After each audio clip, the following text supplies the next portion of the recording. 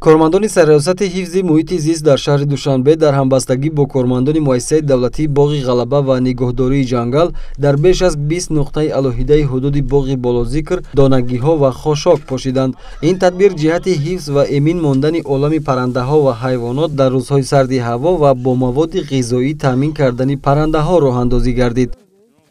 سردی هوا و برفپوش شدن زمین برای پرندگان یافتن دان را مشکل کرد و امروز کارمندان سراست حفظ محیط زیست در شهر دوشنبه در یکجایی با مسئولین مؤسسه دولتی باغ غلبه تصمیم گرفتند که با تشکیل کردن چند نقطه و پاشیدن دان پرنده ها را از خنکی امین نگاه دارند. نمایندگان سیاست حفظ محیط زیست در شهر دوشنبه اطلاع دادند که در این چاره‌بینی اکولوژی که در منطقه‌های گوناگون حدود باغ جریان گرفت با مقدار 500 کیلوگرم دانگی‌ها و زیاده از 15 بند خاشاک جایگیر کرده شد.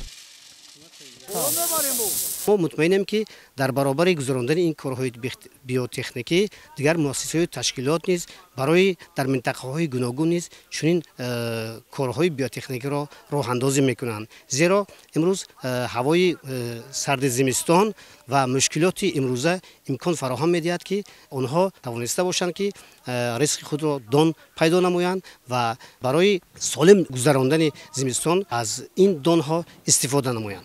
باید تاکید نمود که بارشات روزهای اول ماه مارس در حیات پرنده ها و عالم حیوانات مشکلات پیش آورده. یگانه راه امین ماندن پرنده ها این پیش از همه گذراندن کارهای بیوتکنیکی به حساب می رود. زیرا تدبیر اکولوژی امکان می دهد که پرنده ها حفظ کرده شده. در این برابر شهروندان نیز می توانند در دلخواه منطقه مساعد به پرندگان دانه بدهند. سیاست حفظ محیط زیست در شهر دوشنبه تصمیم گرفته است که چنین تدبیر اکولوژی را در روزهای من بعد در دیگر منطقه ها نیز راه اندازی نماید.